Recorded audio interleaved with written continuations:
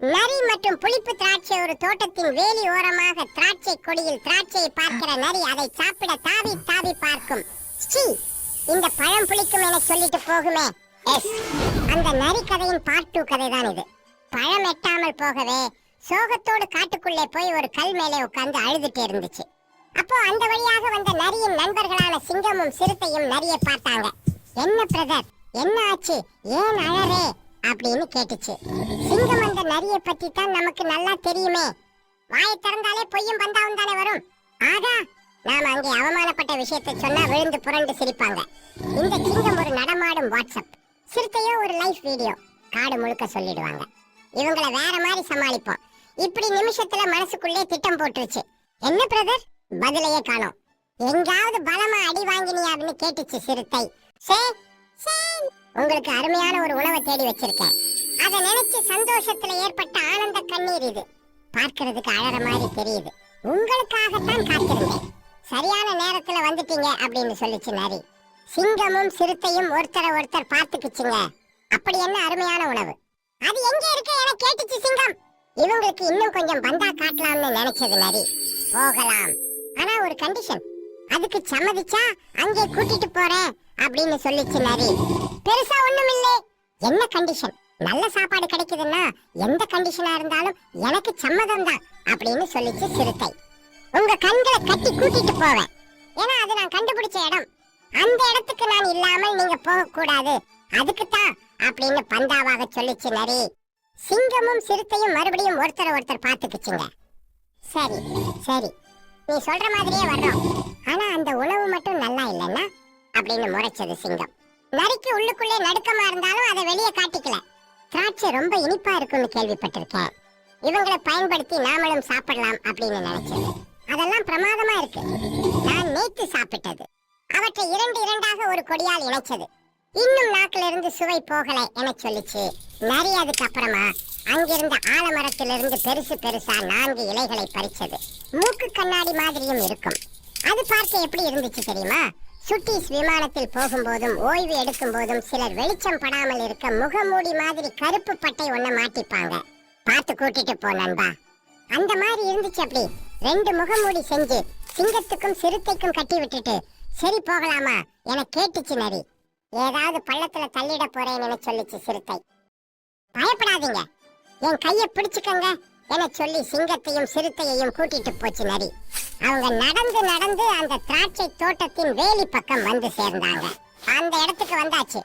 இப்போ ஒரு கண்டிஷன், உங்களுக்கு இந்த உணவை நான் தான் காண்பிச்சேன், அதனால் நீங்க எடுத்துக்கிற உணவில் பாதியை எனக்கு பங்கு கொடுக்கணும், சரியா என கேட்டுச்சு நரி. ஒரு உணவை அடையாளம் காட்டுறதுக்கு எத்தனை கண்டிஷன் தான். சரி சரி, கட்டை அவிழ்த்து விடு என சொல்லிச்சு சிங்கம். 2 பேரின் இலை கட்டுகளையும் அவிழ்த்து விட்டுச்சு நரி. சிங்கமும் சிறுத்தையும் நிமிர்ந்து பார்த்தாங்க. உயரமான கொடியில கருப்பு பச்சை என திராட்சைகள் தொங்கிச்சு. வித்தியாசமான உணவாகத்தான் இருக்கும் போல, ஆனா இவ்வளவு உயரத்துல இருக்கே, எப்படி பறிக்குது என கேட்டுச்சு சிறுத்தை. நீங்க 2 பேரும் தான் பாயும் புலிகளாச்சே என்று நரி சொல்லி, என்னது புலியா என்று 2ம் திரும்பி பார்த்து முறைச்சதுங்க. தப்பு தப்பு, பாயும் சிங்கம் பாயும் சிறுத்தை. ஹை ஜம்ப் பண்ணி இந்த பழங்களை பறிங்கன்னு சொல்லிச்சு நரி. கருப்பு பச்சை பச்சை கருப்பு கருப்பு பச்சை அப்படின்னு பாடிக்கிட்டே சிங்கம் ஒரே பாய்ச்சல். அது மறுபடியும் தரையில் இறங்கினப்போ கையில் கொத்தாக பச்சை திராட்சைகள். பிரமாதம் பிரமாதம் என்று கைத்தட்டுச்சு நரி. இப்போ ஐயாவின் திறமையை பாரு என்று சொன்ன சிறுத்தை, பச்சை கருப்பு கருப்பு பச்சை பச்சை கருப்பு அப்படின்னு பாடிட்டே பாய்ஞ்சு போய் ஒரே பிடி. சிறுத்தை தரையில் இறங்கினப்போ அதன் கையில் கருப்பு திராட்சைகள்.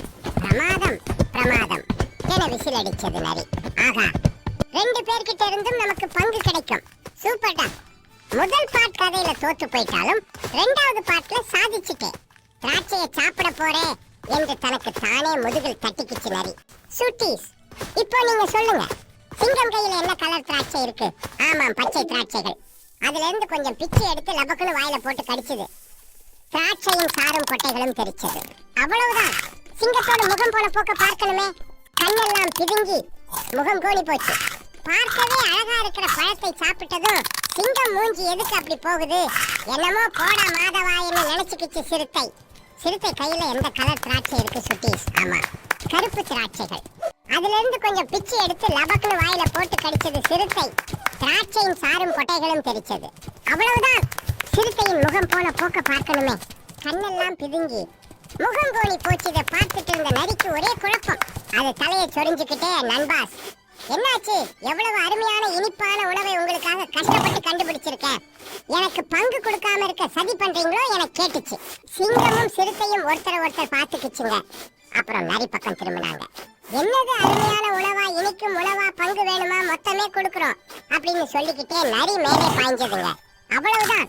பச்சை திராட்சைகளையும் கருப்பு திராட்சைகளையும் நரியின் வாய்க்குள்ளே திணிச்சிட்டு கிளம்பிட்டாங்க. நரியின் முகம் போல போக்க பார்க்கணுமே. கண்ணெல்லாம் பிதுங்கி முகம் கோணி. அச்சே, தூ தூ தூ. இந்த திராட்சைகள் நிஜமாவே பிடிக்குதுப்பா. இந்த நிலமும் தண்ணியும் சரியில்லை போல இருக்கு அப்படின்னு சொல்லிக்கிட்டே துப்பிச்சு. அப்புறமா இது மாதிரி கதைகள் பிடிச்சிருந்தா திராட்சை நரியின் கதை பார்ட் 3லயாவது நல்ல முடிவு கொடுங்கப்பா என்று மனசுக்குள்ளே புலம்பிக்கிட்டே நடக்க ஆரம்பிச்சது. கொஞ்சம் லைக் பண்ணுங்க, கொஞ்சம் சப்ஸ்கிரைபும் பண்ணிடுங்க.